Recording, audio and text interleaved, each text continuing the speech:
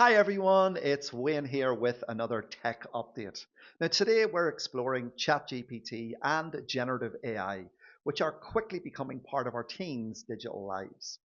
In fact, in the UK, the ChatGPT app is in the top three most downloaded apps this week. A recent study by Common Sense Media has shown that about 70% of teens have tried tools like ChatGPT mainly for schoolwork, though it's not something they're using daily. Surprisingly, many parents didn't even know their teens were using AI, highlighting a real gap. Understanding artificial intelligence is crucial for all of us.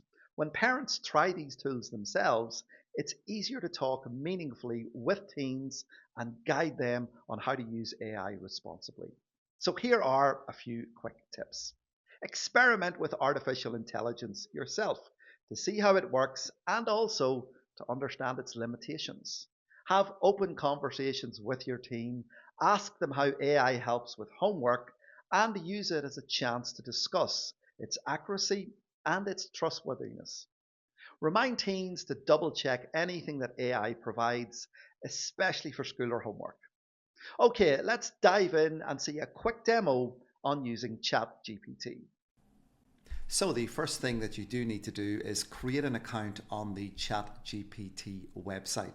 Now, once your account is created, you're going to be taken into a screen as shown in this video, and you'll be able to start to use ChatGPT. Now, for the purpose of this short demonstration today, we are only going to be focusing on the free version of ChatGPT.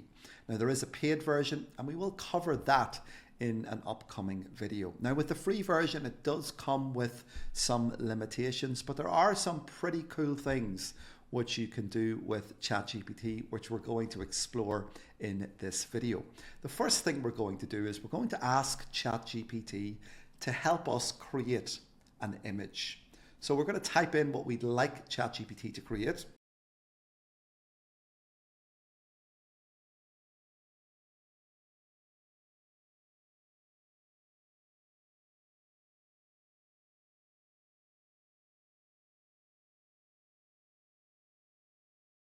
So we're going to ask ChatGPT now to create an image of Central Park in the winter with Santa Claus.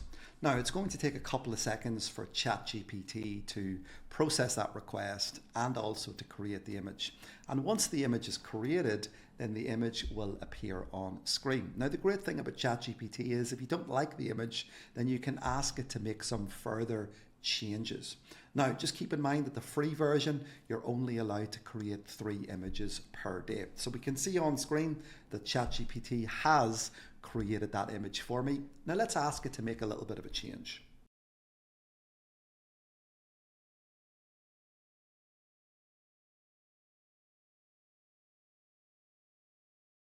So can you create this image at night? So ChatGPT is going to process the request, it's going to go off, it's going to make changes to the image, and then the image will be displayed on screen and you can download that image onto your computer. So once the image is generated, you can see it appears on screen. That's a pretty cool feature of ChatGPT. Let's take a look at some of the other features. The next thing you can do is you can ask ChatGPT to help you create an itinerary. And I'm going to ask it to help me create a 3-day itinerary for a trip to New York.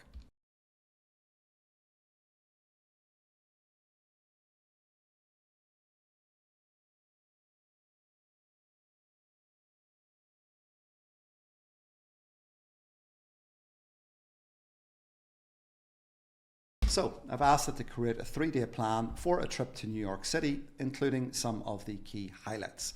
Right away, ChatGPT goes off to work and it starts to build that itinerary for me. That's pretty cool as well. Now you can change the itinerary if you want. You can extend it, you can make it a little bit shorter, you can ask it to widen the search maybe to include wider than New York City, and it will build that itinerary for you if you're planning a trip to New York City or indeed any other city around the world. That's pretty cool for helping with come up with ideas for trips. Another thing that you can do with ChatGPT is you can potentially ask it to help you with some schoolwork or indeed an assignment question. or an upcoming question potentially that might appear in an exam. Now, this time we're going to ask ChatGPT to write an account of the problems caused by the death of Edward the Confessor in 1066. Now again, this was a GCSE question in the past couple of years, so we're going to go ahead and we are going to ask ChatGPT to help us with that.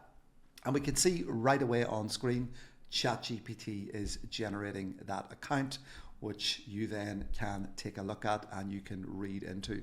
Now, it is really important that you remember some of the key points that we mentioned in the start of the video today.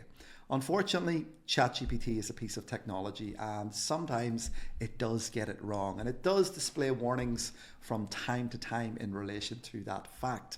ChatGPT's capabilities are actually quite limited and are influenced by the information and the data used to train it. So these are large language models and they're using data which already exists to train on. So sometimes that data can be incorrect, or it could contain misinformation or indeed biases.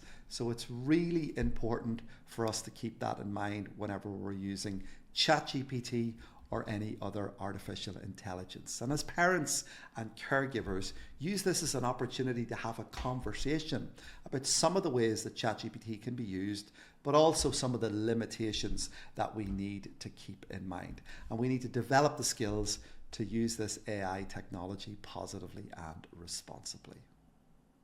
I hope you found this quick demo of ChatGPT useful and helpful. Remember, staying informed and talking openly with your children helps build trust and understanding when it comes to technology. Thanks for watching this video, and I'll see you next time around.